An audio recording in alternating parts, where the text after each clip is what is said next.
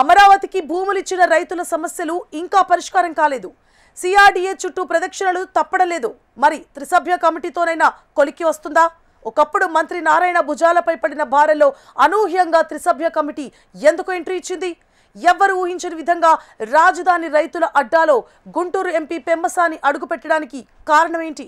ముఖ్యంగా 2014, 2019లో Narayana one man షోగా నడిచిన కార్యక్రమం 2025లో 3 మ్యాన్ షో అయ్యే పరిస్థితికి గల కారణాలేంటి? ఏపీలో కూటమి ప్రభుత్వం వచ్చాక అమరావతి పునరుద్ధరణ జరుగుతుందని, భూములు ఇచ్చిన రైతుల సమస్యలు త్వరగా క్లియర్ అవుతాయని అందరూ నమ్మారు. కానీ 18 నెలలు దాటినా రైతులు సిఆర్డీఏ ఆఫీసుల చుట్టూ తిరుగుతూనే ఉన్నారు. అయినా అధికారుల నుంచి వింత సమాధానాలు ఎదురవుతున్నాయి. ఇది మా పరిధి కాదని, సంబంధిత మంత్రితో మాట్లాడండని ఆఫీసర్లు సెలవిస్తున్నారని రైతులు ఆవేదన వ్యక్తం చేస్తున్నారు. అయితే రైతుల అసంతృప్తిని గుర్తించిన ముఖ్యమంత్రి సీఎం చంద్రబాబు వారి సమస్య పరిష్కారానికి త్రిసభ్య కమిటీని ఏర్పాటు చేశారు.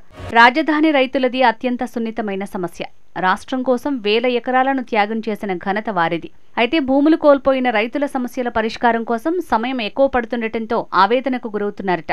ఇప్పటికే చాలా రోజులుగా ఎంతో ఎదురు చూసిన రైతన్నలు ఇక ఓపిక నశించి తమ సమస్యలపై నిరసన గళాన్ని ఎక్కుపెట్టారు. 2019కి ముందున్న టీడీపీ ప్రభుత్వంలో అన్నీ తానై నడిపిన మంత్రి నారాయణ ప్రస్తుతం తమ సమస్యలకు శాశ్వత పరిష్కారం చూపటం లేదని బహిరంగంగానే వాపోతున్నారు. అయితే నారాయణ సన్నిహితులు మాత్రం మంత్రి ప్రతి సమస్యను సీఎం దృష్టికి తీసుకువెళ్తున్నారు. కానీ నిర్ణయాలు పై స్థాయిలో ఆమోదం తీసుకున్నాకే సాధ్యం కాబట్టి ఆలస్యం అవుతోందని సెలవిస్తున్నారట. అంటే ఆలస్యం పరిష్కారానికి కాదు, ప్రాసెస్కి అన్నది మంత్రి నారాయణ సన్నిహితుల వాదన. దీనికి తోడు రాజధాని నిర్మాణ పనుల పురోగతి పరిశీలన కోసం మంత్రి నారాయణ ఎక్కువగా దృష్టి సారించడం వల్ల రైతు సమస్యలపై పూర్తి స్థాయిలో దృష్టి పెట్టలేకపోతున్నారన్న ప్రచారం సాగుతోంది. వైసీపీ హయాంలో రాజధాని అభివృద్ధి పనులు ముందుకు సాగకపోవడంతో సమస్యలు పేరుకుపోయాయని, అందుకే ఇప్పుడు పరిష్కరించాల్సిన ఫైళ్లు డబుల్గా ఉన్నాయన్న ప్రచారం లేకపోలేదు. దీంతో నారాయణ ఒక్కడిపైనే భారం పెరగడంతో సీఎం అదనంగా త్రిసభ్య కమిటీని ఏర్పాటు చేశారన్న మాట రాజధాని గ్రామాల్లో ఎక్కువగా వినిపిస్తోంది. ఇలాంటి సందర్భంలోనే త్రిసభ్య కమిటీ అవసరం ఏర్పడిందని స్థానికులు భావిస్తున్నారు. ఈ కమిటీలో కేంద్ర మంత్రి పెమ్మసాని చంద్రశేఖర్, మున్సిపల్ మంత్రి నారాయణ, స్థానిక ఎమ్మెల్యే శ్రవణ్ కుమార్ సభ్యులుగా ఉన్నారు. వీరి సమక్షంలో రాజధాని సమస్యల పరిష్కారం కోసం ఇప్పటికే 3 సమావేశాలు నిర్వహించారు. మరోవైపు రైతులు కూడా త్రిసభ్య కమిటీపై కోటి ఆశలు పెట్టుకున్నారు. త్రిసభ్య కమిటీలో మంత్రి పెమ్మసాని ఎంట్రీకి మరో కోణం కూడా ఉందన్న ప్రచారం లేకపోలేదు.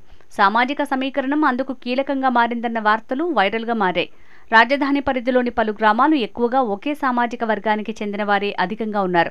ఆ రైతులను సర్దుబాటు చేయటంలో పెమ్మసానికి మంచి కమ్యూనికేషన్ ఉందన్న కారణంతోనే గతంలో ఇటువంటి సంక్షోభాలు తలెత్తినప్పుడు తనకున్న అనుభవంతో వాటి పరిష్కారం కోసం పెమ్మసాని చాలా చాకచక్యంగా వ్యవహరించిన అనుభవం ఉందట.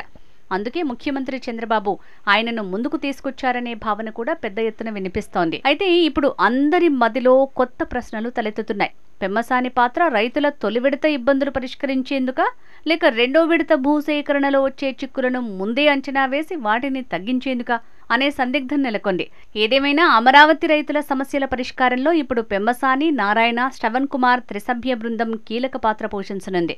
ఈ ముగ్గురు కలిసి పనిచేయటం వల్లే ఫలితాలు త్వరగా రావచ్చని రైతులు ఆశిస్తున్నారు. వీరి హయాంలోనైనా రాజధాని సమస్యల పరిష్కారానికి ఓ ముగింపు కలుగుతుందని రైతన్నలు భావిస్తున్నారు. మరి త్రిసభ్య కమిటీ ఎటువంటి నిర్ణయాలు తీసుకుంటుందో ముందు వేచి చూడాల్సిందే.